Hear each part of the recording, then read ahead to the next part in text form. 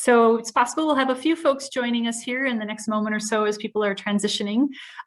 We hope that many of you had a chance to participate in our conference keynote in conjunction with the Cooperatives and Mutuals of Canada, and look forward to another great day of sessions tomorrow.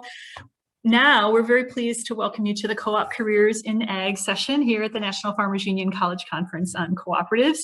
We know that many of you are currently pursuing ag-related degrees, and a lot of you are already looking into career options or plan on exploring a career in ag or something co-op related.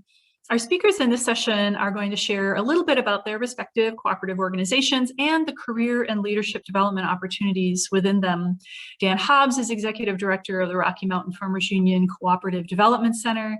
Abby Berry is the Consumer Content Manager with the National Rural Electric Cooperative Association. And Brittany Jablonski is the Senior Director of Communications with Farm Credit Council. They'll each be telling you a little bit more about their career path as a part of their presentation. And I invite you to think about questions that you can pose in the Q&A form.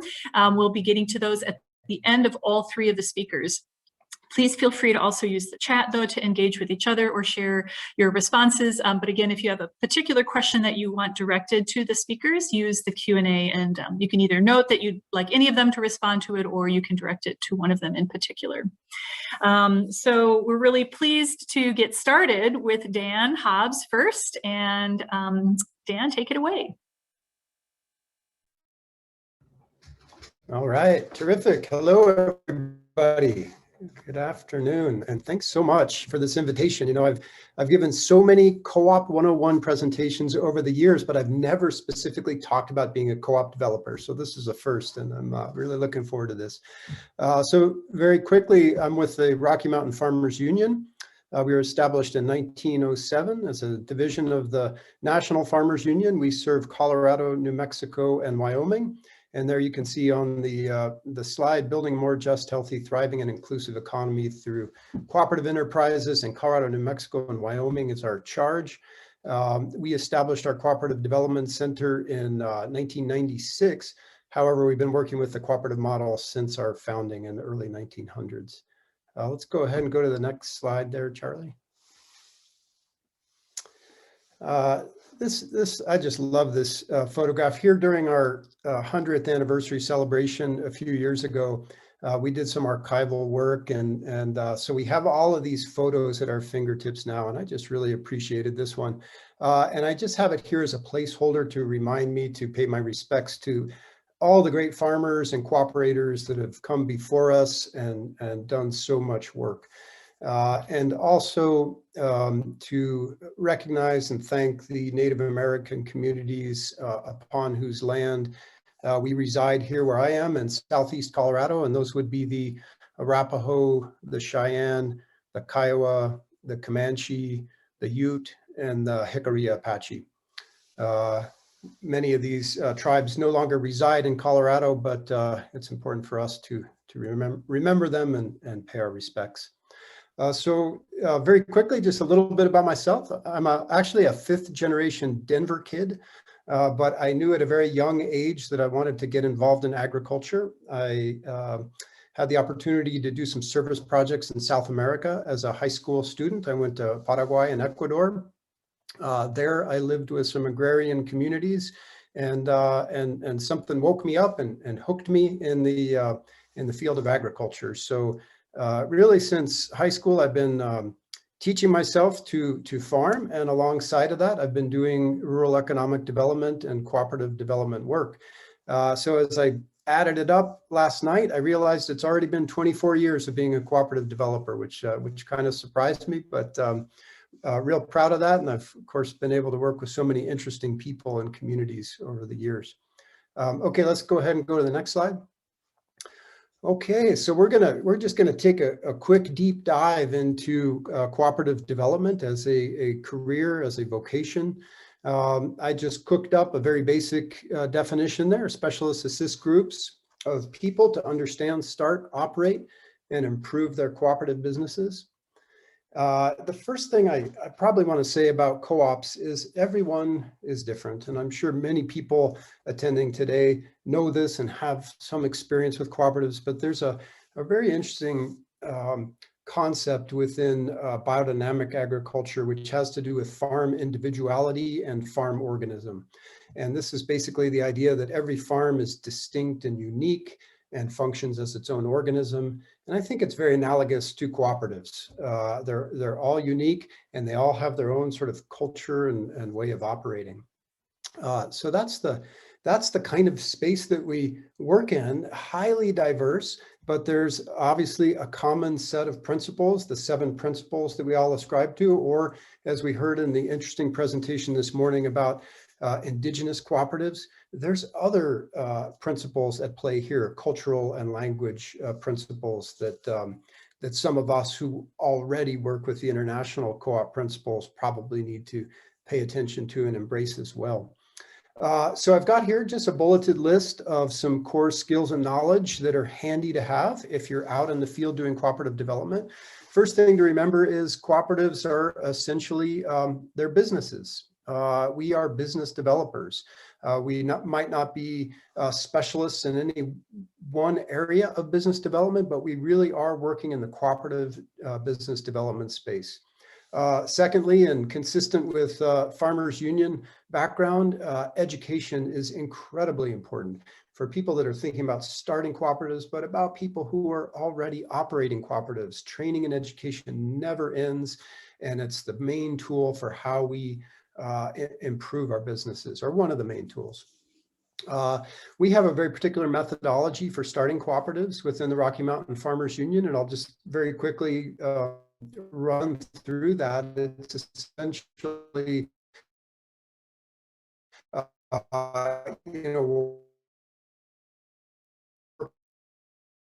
with the group from visioning stage, we'll often have them develop a string. Clear, Charlie?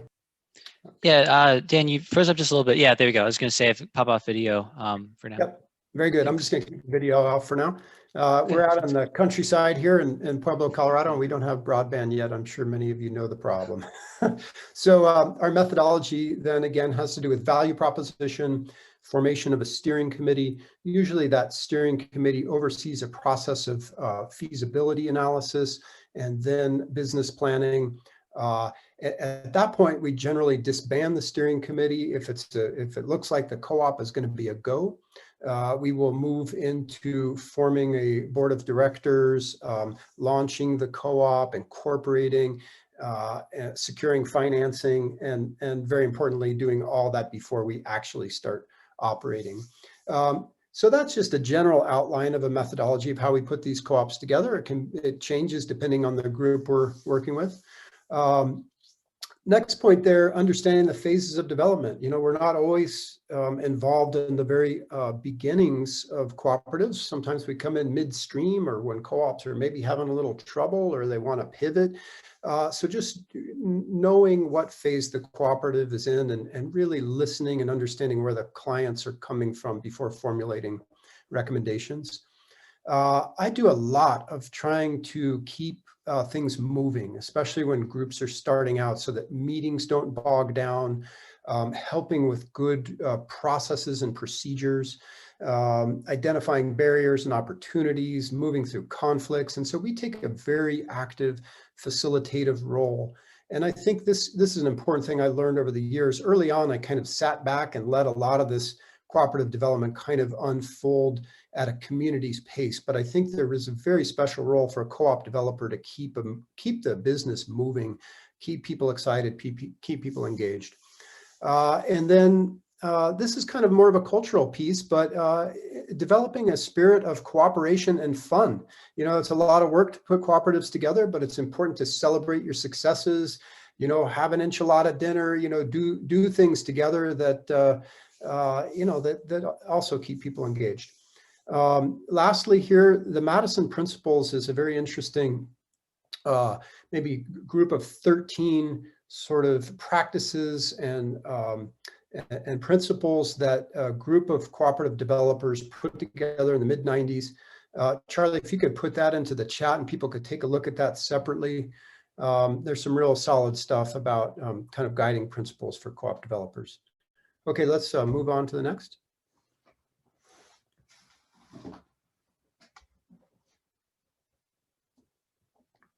Next slide, please. There we go. All right, and here's just a few things that are in a good co-op developer's toolbox. Lots of training materials, your good old Co-op 101 slideshow, a basic presentation about training board members, managers, how they all interact. Secondly, sample legal documents. You know, we have multiple template documents that we provide as part of our services for our clients to get started. So in the bylaws, you might have a producer set of bylaws, a worker owner set of bylaws, a consumer set of bylaws, cooperative agreements, member agreements, marketing agreements, a whole host of different legal documents we have and routinely use. I mentioned value proposition before. This is kind of a visioning document. You know, we encourage folks to do a 1 or 2 pager to just articulate their ideas and then use that to refine their ideas and use that as a basis for a group process. Feasibility studies and business plans, self-explanatory.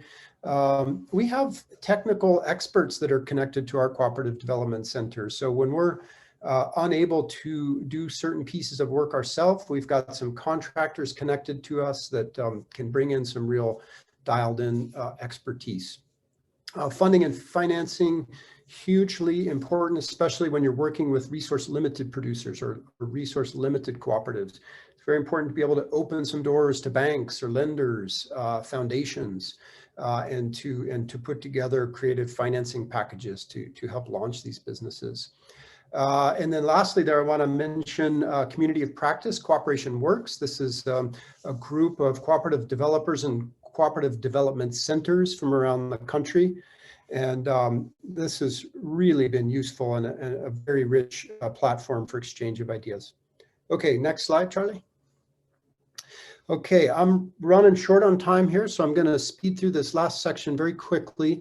And the main point I want to make here, this is not actually a cooperative, but this is an example of cooperatives cooperating. About 2014 or 2015 in the Rocky Mountain region here, we had 16 emerging or established food hubs. These are groups that aggregate food from lots of producers and distribute it to lots of consumers or lots of buyers.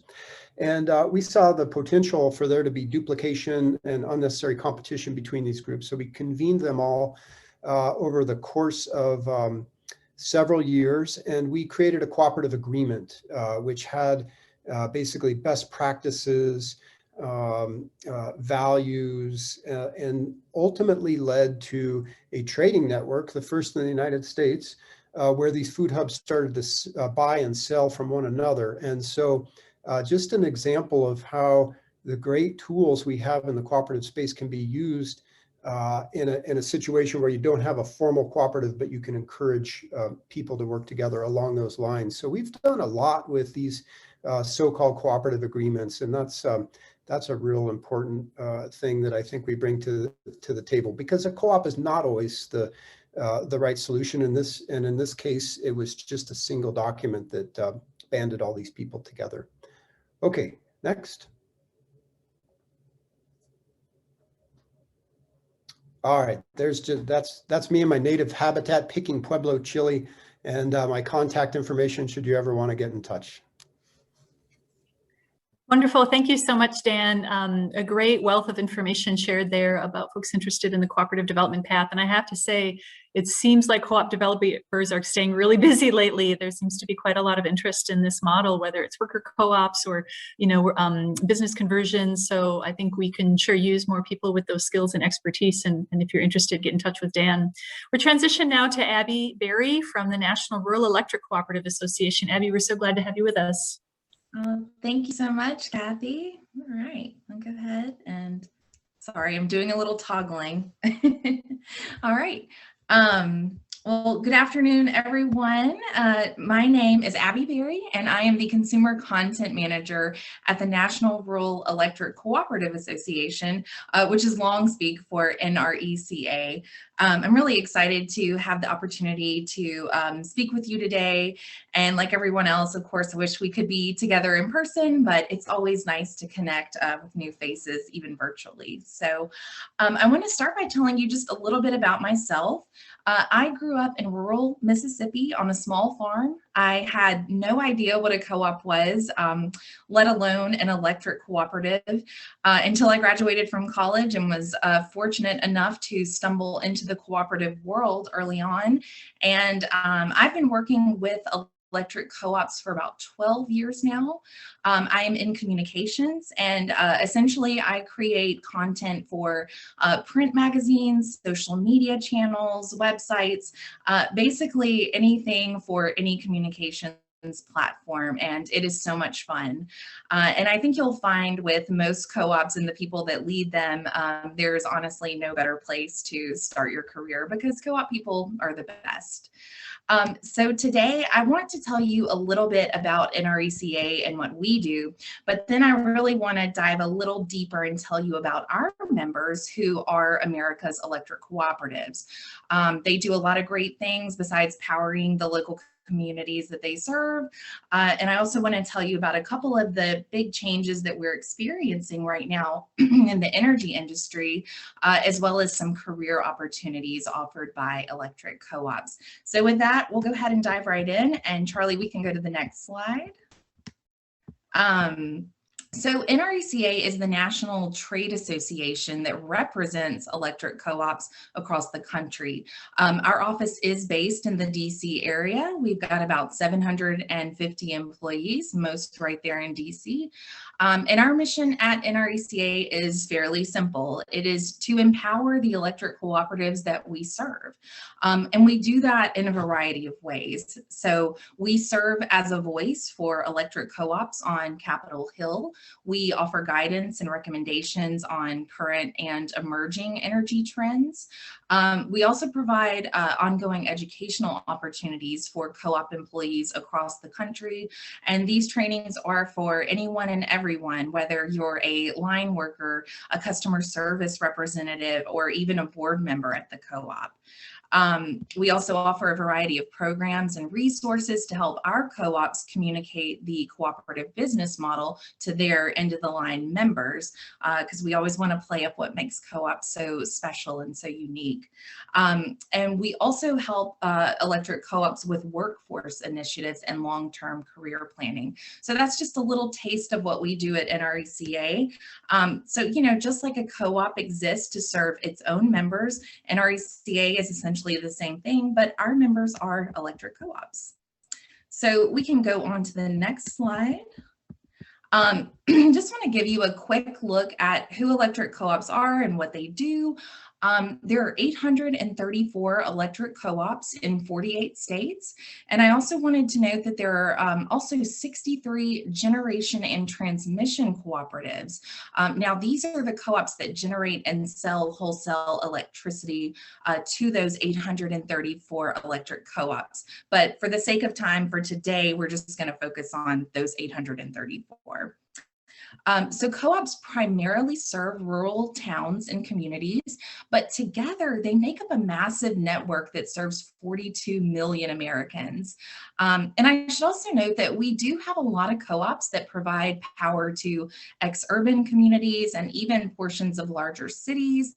To give you an example, I am actually based out of Austin, Texas. Austin is certainly not the biggest city in the country, but we're not small. But I live on electric co-op lines. So I just wanted to note that if you are interested in an electric co-op career, that doesn't necessarily mean that you would be in a rural setting. So nationally, electric co-ops employ more than 600,000 people, and I'm missing a zero on that slide, so I apologize for that typo. But like other cooperatives, you'll find that electric co-ops are really focused on the local communities that they serve. So beyond involvement that you would typically think of, like a youth program or scholarship program or charity events, electric co-ops are really listening to the members that they serve. They are not-for-profit. So they're not answering to shareholders on Wall Street. They truly only care about the people that they serve locally.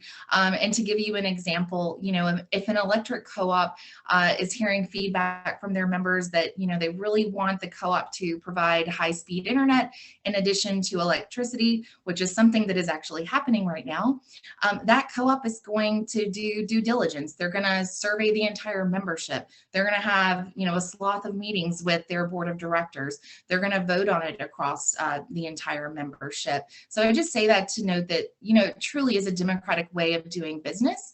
And I think it's really what sets electric co-ops apart from, say, an investor-owned utility. And we can go to the next slide. So I wanted to talk about a couple of the changes which bring challenges and opportunities. These are some of the things that electric co-ops are facing today. So while the co-op's priority is certainly to provide power to the members that they serve, there's certainly some big changes happening that are impacting those priorities. One that I wanted to discuss was evolving technology.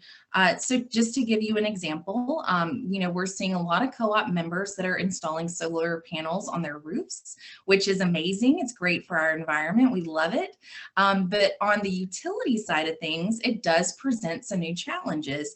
So if you've got solar panels on your home and the panels are producing more power than your home needs, that means that the electric co-op has to ensure that that power can be rerouted back to the electric grid. And that also means setting up a new rate structure to ensure that that homeowner receives credit for that excess power that's generated. So again, this is just one example of a big change that's happening. But the good news is, like co-ops always do, they're resilient, they are adapting, and they're helping members, you know, figure out if solar is right for their home. They're implementing those net metering rates, and they're making it happen all for their members. Another challenge that co-ops, and I feel sure a lot of businesses are facing, is the fact that young adult co-op members, let's just say 18 years old to 40 years old, a lot of them don't understand the cooperative business model, which is unfortunate. And I know for us, a lot of times we find that this group kind of use the electric co-op as just another utility. So over the last few years, NRECA has been working really closely with our electric co-op members to find out more about young adults. You know, how do they want to be communicated with? What is it that they want from the co-op, just to get a better understanding of how to serve this group best. And that can be big or small changes. It could be something like implementing more convenient payment options or hosting kid and family friendly events.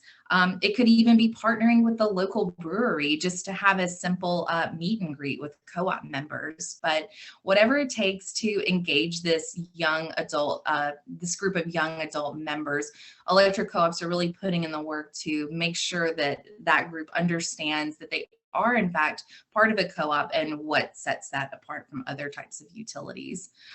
Electric co-ops are also currently trying to create more renewable energy sources. And I mentioned earlier broadband. So again, these are just a few examples. It's certainly not an exhaustive list, but with that, you know, it means that it's an exciting time to be in the energy industry. You know, we're looking for problem solvers, people that want to get involved. And, you know, at the end of the day, we're excited just to see how electric co-ops are adapting to meet their members' needs. And we can go to the next slide. And lastly, you know, I just wanted to show you kind of the range of career opportunities at your local electric co-op. This list, again, is not exhaustive, but I think when people think about an electric utility, their mind maybe goes automatically to a line worker. But as you can see from this list, there are so many career paths that anyone could take, you know, through working at their electric co-op. Regardless of skill sets. And I just wanted to say on a personal note, I can tell you that the people that I've worked with in this industry, in the electric cooperative network, are the best. One thing that I really love about electric co-ops is we're not competing with each other. So if a co-op has a really has a major success story, we share those stories, because when we share best practices and ideas, we strengthen the network as a whole. So there's just a real sense of family, camaraderie, that's unlike anything else. So if you're interested in a cooperative career, I would strongly suggest that you check it out. And we can go to that last slide. I just wanted to leave you with our web address for our careers site. You can check out career opportunities as well as internships. Sadly, NRECA had to cancel our summer internship this year, but we hope to be back in 2022. So if that's something you're interested in, be sure to check out this website. We'll be ready to roll next year. And that's really all I've got. So to close, I just again thank you for the opportunity to tell you a little bit about electric co-ops, and certainly welcome any questions you may have. Thank you. Wonderful. Thanks so much, Abby. We'll look forward to some questions to our speakers as we conclude.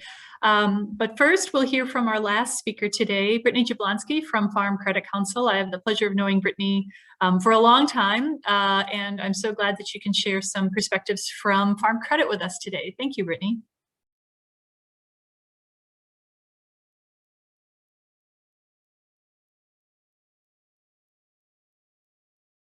Okay. Hang on one second. Let me, sorry, technical difficulties here. No worries. Brittany, while you're getting that sorted out, I just want to, I realized that I actually forgot to introduce Charlie Michael when we were starting the session, and I just want to say thanks to Charlie. He's been helping to manage some of the links behind the scenes, making sure things get popped into the chat to help people take full advantage of some of the resources that have been offered, and I really appreciate his help and work here on the conference. And so, Brittany, I'll turn it back over to you. Perfect. Okay. Oh, for some reason now I can't get to my first slide. I'm so sorry. All right, let's try this one more time. Sorry about that, everybody. No worries. I'll use this as another opportunity for there are always more announcements to make. So while Brittany's getting that sorted, I also just want to remind everybody that the conference presentations are being recorded and they will be available on the conference site for about 2 weeks. And so we definitely want to encourage you, if you think that a friend or colleague or classmate would be interested in any of these sessions, to be sure to direct them to the site to register so that they can take advantage of the programming. Or if you maybe wanted to be listening into the concurrent session and couldn't, you can do so through the recording. So we're so pleased to have this virtual space to be able to capture everything in that way, so that if folks weren't able to, join today or whatever, they can do it on their own time, and that they can also share it with others. So, all right, Brittany, all set? Okay, I think so. I hope so. Thank you, Kathy. Sorry about that. And thanks so much to National Farmers Union for inviting me to be here today. Yeah, Kathy and I have known each other for a long time. I was actually a CCOC participant a very, very long time ago. So I am really pleased to be back here speaking to you all about careers in co-ops and agriculture. I am originally from North Dakota, grew up on a small farm there, actually worked for National Farmers Union for a time here in Washington, DC. I'm based in DC. Then worked up on Capitol Hill and now work for the Farm Credit Council. And we are the trade association that represents the farm credit system. And I'll talk a little bit more about farm credit and who we are and what we do. But before I do, I just want to say, the one thing that I really want to convey is, first, thank you all for considering a career in co-ops. I will say, of course, there are so many opportunities out there, and there are so many good opportunities, but the thing that I think I continue to come back to every day and that I really appreciate is just the opportunity to work for farmers. Farm Credit is customer owned and our customers are farmers and ranchers all across the country. And knowing that is just incredibly rewarding. And I think, Dan and Abby shared similar sentiments. So a little bit about Farm Credit. So yes, we are a customer-owned co-op, obviously, otherwise I wouldn't be here. We provide loans and financial services. So agriculture is an incredibly capital-intensive industry. So it takes a lot of money to run a farm. Equipment is expensive, inputs are expensive, land is expensive, and so farmers need financial support to be able to do that. And that is what Farm Credit does all across the country. We provide loans to farmers and ranchers and cooperatives. So that's another part of our mission. There are 71 different Farm Credit institutions all across the country. We are located in every state in Puerto Rico. So wherever you are, there is a Farm Credit institution that serves your area. We've got about 15,000 employees and around 500,000 customers and growing. So we're a pretty significant part of the ag finance market. So commercial banks, you're just typical, your Wells Fargo, your Bank of America, your community bank, they serve about 40% of agriculture, and the Farm Credit system serves another 40% of agriculture. And then the rest is covered by other sources of credit. We were formed by Congress in 1916, so we're 10 years younger than NFU, but we don't actually take any government funding. We have a really unique funding model where we raise funds on Wall Street from investors. We sell Farm Credit debt securities. We have an office in Jersey City, New Jersey, which is not what many people think of when they think about Farm Credit, but that's where we get our funding. We sort of reverse that flow of capital. Typically you go into your commercial bank, you get a loan, you pay interest, that interest goes to Wall Street shareholders. We do it the other way. We raise the money from Wall Street and then we provide it to farmers. And we are federally regulated by the Farm Credit Administration. That's not particularly important, but for this conversation, but they are a group of people here in DC who make sure that we are doing what Congress told us to do.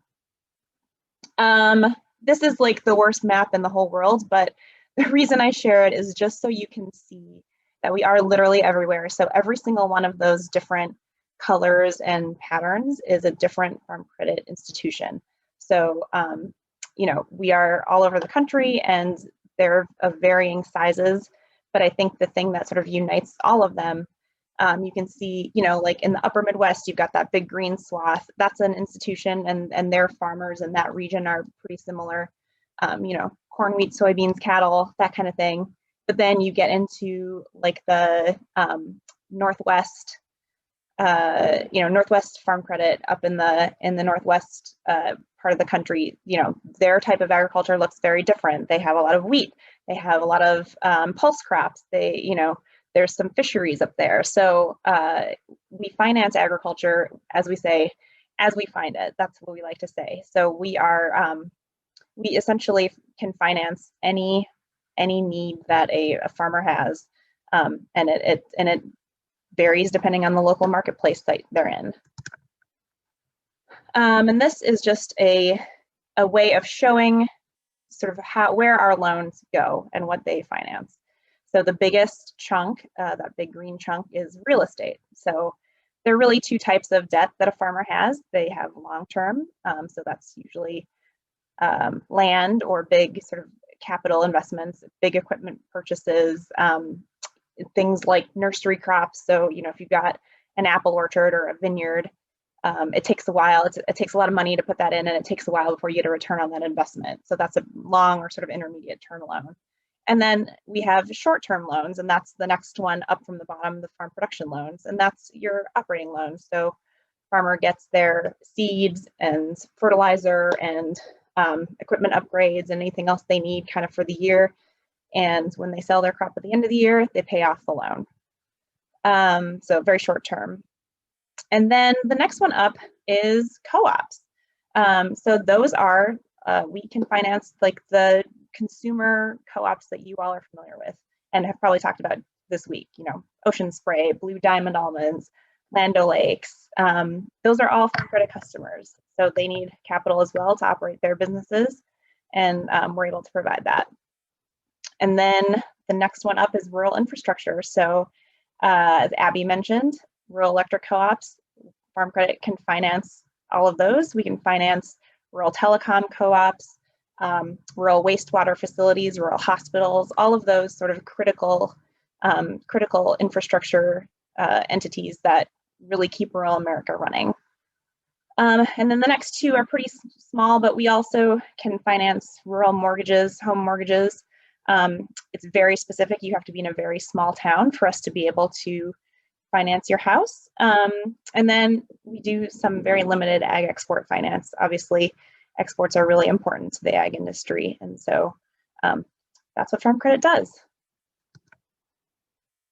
And this is also difficult to read, but the bottom line is Farm Credit finances everything in agriculture, everything from horticulture to cotton to cash grains to tree fruits to hogs to poultry, anything in between.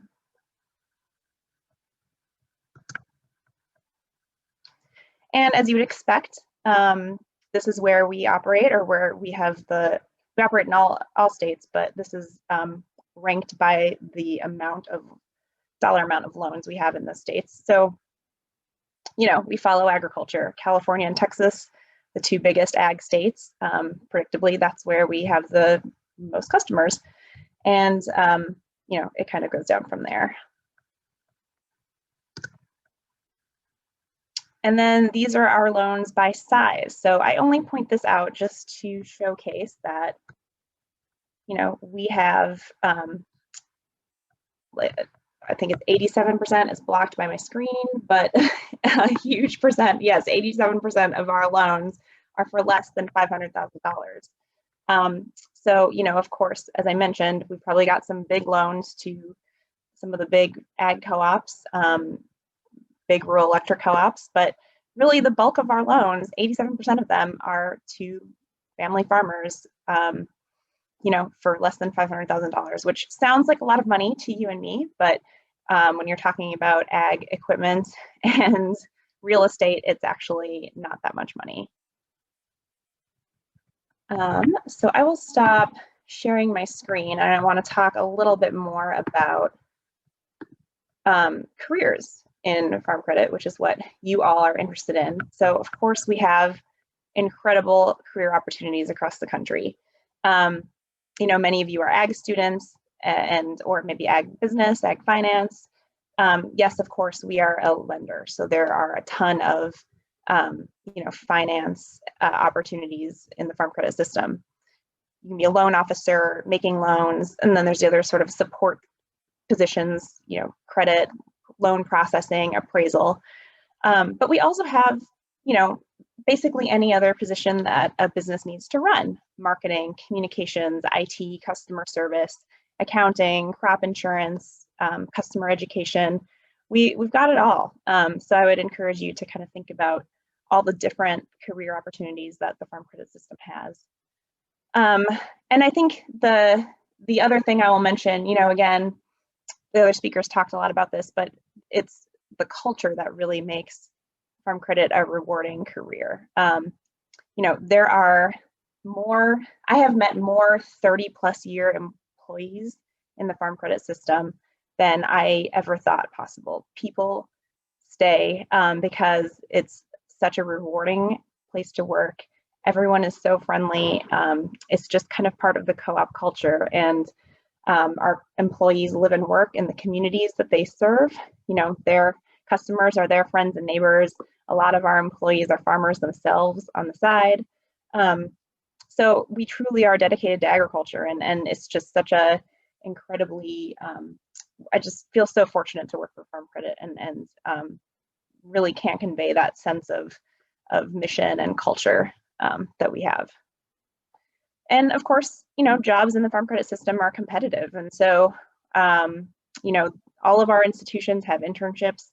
Again, COVID, you know, perhaps has changed some of that for this year, but the way that you can start looking for an internship is if you go to farmcredit.com/careers. We've got a lot of those posted across the country. Or if you also go to farmcredit.com and enter in your zip code, you can find the closest Farm Credit office to you. And I encourage you to check out their website, you know, reach out to them directly. They might also have some scholarship opportunities for local students. So those are all great ways to get started with farm credit. A lot of our internships are pretty general, and you know, you'll do a variety of different things. You'll kind of spend like a week shadowing a loan officer, a week shadowing the marketing team, a week shadowing appraisal. So it's a good way to get a lot of really broad experience. And I would say pursue leadership opportunities. The number one thing that we look for in employees are leadership experiences just like this one, or 4-H, FFA, you know, all of those experiences that you're able to draw from to showcase that you're a leader in agriculture and that you understand the co-op model and you understand what makes a co-op different. Those are all going to be great things to emphasize. So I will probably leave it at that. I just want to say thank you again for the opportunity. I will put my contact information in the chat as well. And yeah, I look forward to hearing your questions. Wonderful. Thanks so much, Brittany. I really appreciate that. We're happy to open it up. I think Charlie said we're going to give it a try. If people want to raise their hands to ask a question, you can do that. And if you would prefer doing that to putting a question in the Q&A. But as folks are thinking about some of their questions, I'll start with a question for Dan. And I asked someone about this earlier in an earlier presentation. It seems like, as I think I said in the introduction, there's a lot of interest in co-ops. We're seeing kind of a revitalization of awareness in some places. And so I was going to ask Dan if there's a particular kind of area of co-op development that you're seeing, Dan, as being kind of the fastest growing or the most interest or maybe the most surprising. And if you can speak to that, you know, particularly where you are geographically, but if you happen to know about any patterns or trends that you're seeing nationally as well, I wonder if you could share some of those, Dan. Yeah, sure. Yeah, it's interesting. You know, when the economy or society is under some kind of duress, you know, we often see some kind of surge in interest in cooperatives to solve problems, and so we've seen that during COVID. Interestingly, we didn't have as many incorporations as usual in 2020 because communications were so fractured, right? It really slowed down a lot of the work. But interestingly, we stayed very busy, you know, via Zoom and Teams and telephone. And so we've got all these processes ongoing. And so with respect to specifically to trends, I would say that food hub, food distribution, you know, food aggregation continues to be very strong. And we've been working in this space, you know, really for 20 years, but I would say around 2015, it really went to a new level with cooperatives kind of central. And I gave that example of that food hub network. Those groups are now going to yet another level in downtown Denver of trying to get a mutually shared aggregation space, and they're working on group gap, you know, food safety stuff together. And so I would say that local food distribution stuff continues to be very strong. The other thing that we are highly interested in now and trying to facilitate is rural workforce development.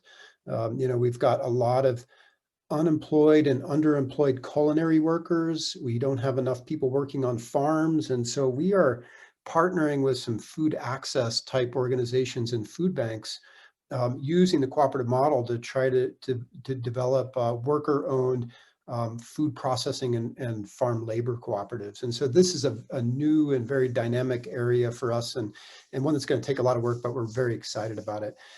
Nationally, I don't have much information. But I will, I guess, cite just one more that continues to come up in our region, and that's land access. You know, prime land and water are getting harder and harder to come by, especially if you're anywhere near an urban area. And so we're seeing some real creativity in this sort of land space. Thank you, Dan. It'll be interesting to see how that continues to evolve and emerge, and I hope that people look to that cooperative model if they know about it, which is, you know, one of the reasons why we do this event, just to plant that seed for that, solving those problems now and in the future. Speaking of the future, Abby, I was curious, you know, the co-op boards are going to probably already beginning to see some turnover in terms of folks who maybe served for many, many years on those local rural electric co-op boards. And so for folks who are living on lines now or expect to buy land and farm or just live in rural communities in the future, do you have some thoughts about how people who are, maybe interested in serving in that leadership capacity on a local electric co-op board might, position themselves to start moving in that direction? Yeah. So, I mentioned some of the research that we've been doing the last few years to kind of engage some of these younger adult members. And, we really wanted to hone in on, like, what are their values? What do they want to know from the co-op? So it was really interesting to kind of get the findings from that research. But what we found was, we need to kind of take a step back and look at what's happening culture-wise inside the co-op, because the best advocate, for the business model and for the co-op is the employees. So we kind of should have flip-flopped these projects, but we just did some new research to kind of think about, culture and ongoing education at the co-op. So again, I think it's two parts. It's just making sure that your employees at the co-op are your best advocates, and, they're talking about what's happening at the co-op and trying to engage actual members so that perhaps they would want to run for the co-op board. I think what we have found, and I don't know if this is really true across all cooperatives, but, for a long time, we were a little lazy. And now we've got this crop of new people, and, we've got a lot of work to do, but it's fun work, right? It's always fun to talk about, what cooperatives do and who we are. But, we're just trying to find as many new ways to engage these folks. It's hard to do it during a pandemic. So, like everyone else, we're kind of switching gears and trying to find the best way to do that. But I think it all starts with just making your presence known, what you stand for, what you're willing to do for the community. And the hope is, that generates interest in some of these empty board positions that we know are coming. And, just like it's, I think Brittany was talking about 30 year plus staying in those roles. Well, that's kind of what I mean. Like, you have this gap that you need to fill. And we're just trying to make sure that we're as engaged as possible and just kind of trying to tell that modern cooperative story to generate interest. Absolutely. I think that's a good point, and that, there's that saying, I'm sure you've all heard it, that the world is run by people who show up for meetings.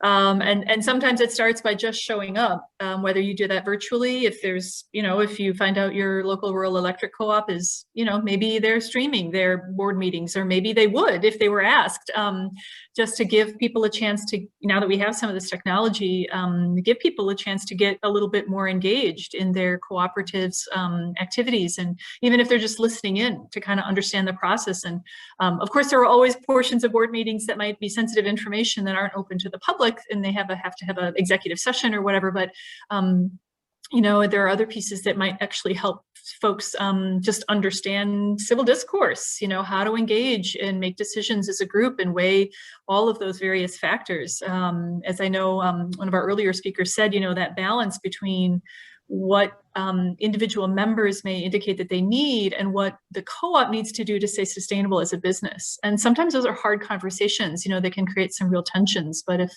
people feel there's a real sense of trust and transparency and engagement, that can go a long way in smoothing out those difficult times when those hard questions are asked and difficult answers proposed.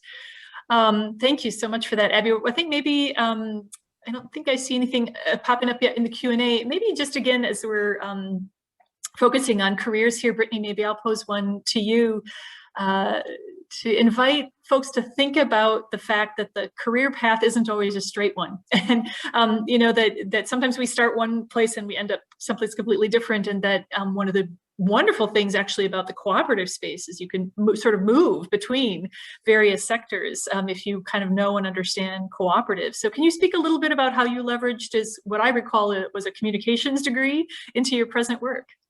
Sure. Yeah, I was an English major in college, which is not the most traditional for a career in agriculture. But really, I think the thing that really did propel my career were those extra leadership opportunities. And I don't want to sound like a broken record, but I mean, honestly, I would not be here without, you know, my family was involved in Farmers Union in North Dakota, and I went to Farmers Union camp and learned about co-ops.